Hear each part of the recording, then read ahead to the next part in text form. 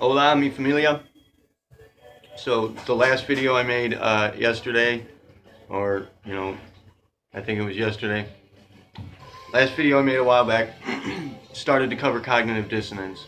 However, I got cut off because Liara here, my telephone, gets confused sometimes as to where she's putting the memory for things, and she thinks she's out of storage space, and so she'll just shut down. Where in fact she even thinks there's still space remaining. Doesn't matter. It's likely having something to do with the hacktivists probably fucked up my phone pretty bad with all the shit they've been doing to it, but she's still running, still kicking ass. This is my baby. She's fucking running the whole show. The shadow broker. So, cognitive dissonance, as I was beginning to say. when you're a baby, when you're growing up, your brain develops, the neurons in your brain develop relationships, associations regarding, what means what to what, and when and where, values begin to coalesce, and every value that you come across is going to stimulate a neural relationship in the brain. There's always two. There's never one. There can be one value, but it's going to trigger a series of associations in the brain.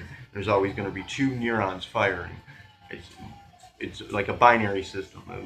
It's a circuit. It's an electrical circuit is pretty much what it is. Your brain is a computer. It's a very highly advanced computing system. In any case,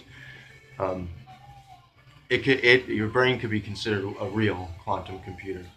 And pretty cool. I never thought of that. But in any case, the neurons are always going to have associations to build a circuit. And so one neuron might fire in regards to your parents, just your the value you have of your relationship to your parents, who and what they are to you.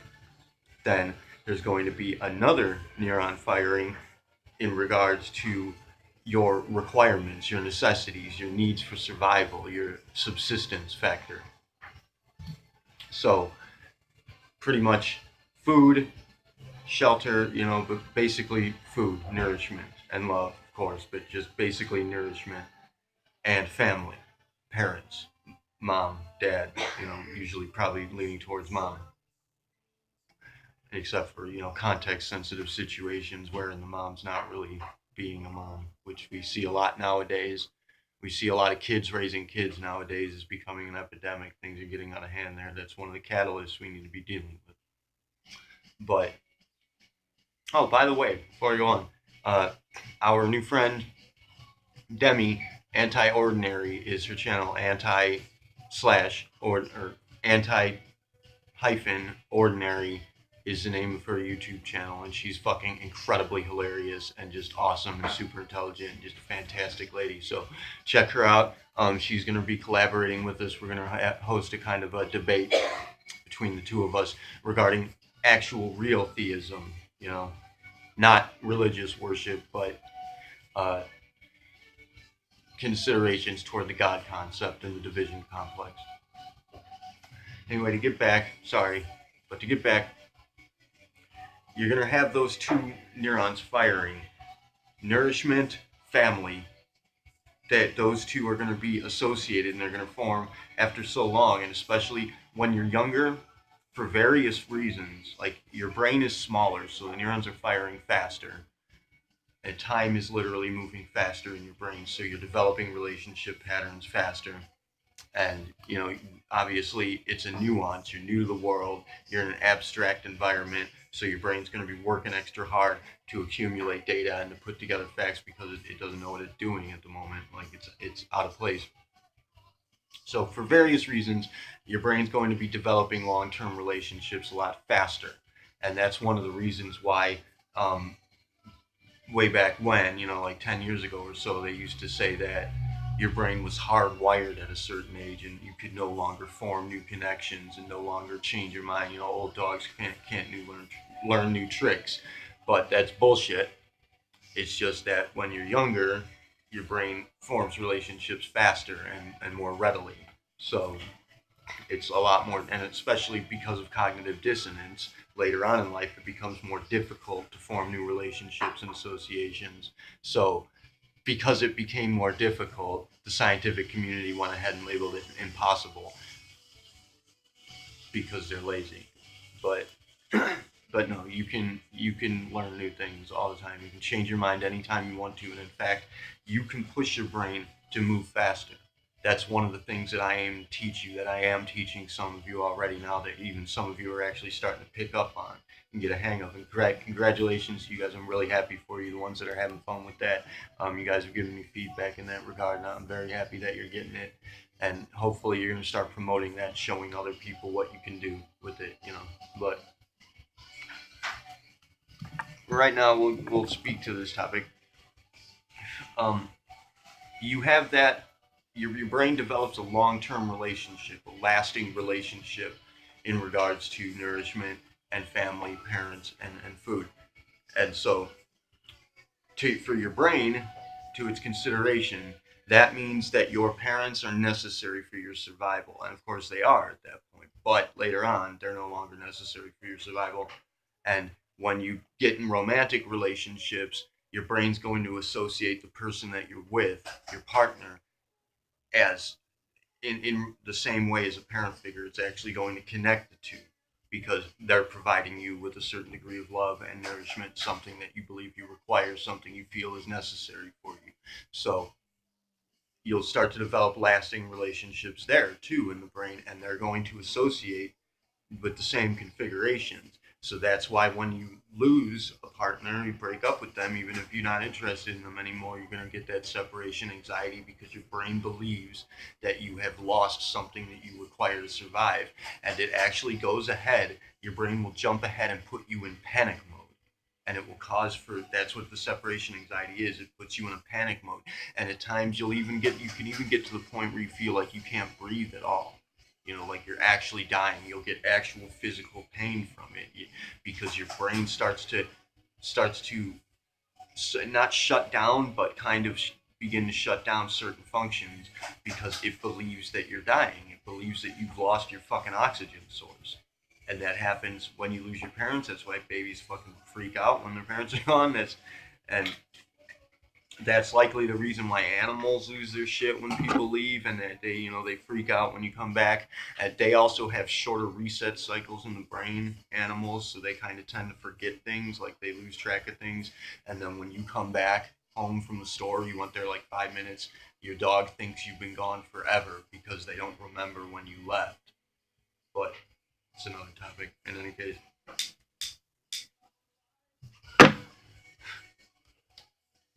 This relationship that forms, this particular association between survival, subsistence, and relate family and relationships to people, that's what begins to form your personal identity. And that's the first configuration that forms. Then there are going to be other configurations that form in regards to friendships, in regards to interests, hobbies, that sort of thing. But when you start to believe in things, because here's the thing, your brain knows that you are the creator. Your brain knows that you are in charge. Your brain knows that you're the man here or woman, So when you start to place identifiers and concepts, belief structures regarding a god, a creator, an existing designer, a ruling force in your life, when you start to place um, considerations regarding your beliefs and understandings of a God figure, of a ruling force in your life, that associates with your parents. That's why religion places these values on the idea of God, that it's going to punish you, that he is going to punish you, that he is going to be judgmental of you, that God is this ruling figure that's imposing rules on you and that is going to pass judgment on you and issue disciplinary measures. It's because they're projecting the idea of their parents onto this understanding of God. That's why they call it the Father. Religion religion doesn't believe in God. Religion doesn't know what God really is. they've designed this idea of a parent figure for humanity, and this parent figure is judgmental and is pushy and disciplinary and is irate and not very understanding. This is a sort of an abusive parent figure, really, and that's the projection we placed on it. So when you begin to believe certain things about God, that in the brain associates with your parents, and it the feedback you get from that, the reflection is that your identity, your personal identity, your sense of self is formed in regards to how you're going to behave for your parents. Like you're putting on a stage play, and your parents are the directors or the audience, or whomever's watching, they're the judges. And so now you essentially you're creating an identity to placate a judge. And so that's your belief structure associates um, directly with your sense of self and your personal identity. That association forms, that relationship is very strong and lasting. The relationship between judge or parent or God figure and self, identity, me. So when you run into things that disagree with your constructed belief structure, when you run into things that I even do not correspond with it, or especially, I mean, if you run into things that are evidence against it, things that disprove your considerations and your beliefs in that regard, when you run into evidence that shows you that something you believe in is not correct, your brain immediately identifies that as a threat to yourself. It doesn't know the difference between what you believe and what you are, because that relationship is formed as a tight bond in the brain. So when something threatens your beliefs, your brain identifies that as an actual danger to your life, and it will shut down and block it out. The very same way that children that are abused might black out memories of traumas, and the brain blocks them out as a protective measure. The same thing is happening with cognitive dissonance, only it's happening on the spot. You run into something or someone that contradicts your belief structure and actually disproves your beliefs, your brain is going to immediately on the spot block it out and disregard it, discard it, and I mean it receives it, it has it, the information's there, but it's kind of like in a standby loading section of the brain where it's not allowing it to pass through, because you have this barrier, this protective measure the brain has built to discard anything that doesn't agree with your consideration of God and belief, and self. It's associated to yourself. So, I mean, I keep repeating myself. It's basically the gist is that your brain thinks that contradictions to your belief system are a personal attack on your identity and your life, even, and it blocks it out as a protective survival measure. So most people, most of us, a lot of you that might be watching, my subscribers, the members of the initiative, especially initiates, we've gone over this over and over again. But anybody else that's watching that doesn't understand what cognitive dissonance is, you don't know any better. You haven't been informed. You don't understand that your brain is doing something automatic. You have it placed on an autopilot system. Your sense of trajectory is in play there. You're not manually operating it, and being unaware that it's doing this, you identify with it. You think, again, you misinterpret yourself as being your body. You misidentify your identity with your body. And so when your brain reacts in that way, you think it's you doing it. You don't know any better. You just accept it. You take it for granted, and you move along, having completely thrown away something that is extremely useful to you, that is in fact the actual truth. And you continue to hold the beliefs that you've been given by somebody else who didn't know any better as your own belief structure, as your truth, where in fact somebody just proved it wrong and you ignored them. So cognitive dissonance is pretty much, that's the root cause of the symptom, that is ignorance. And that's what we're getting at. That's the bottom line. That's the big daddy. That's the major that is the root catalyst that we need to eliminate. And if we can get through that, and we will, once we get through that, everything else will start to fall into place. Of course, we're attacking the symptoms as we go along, piece by piece.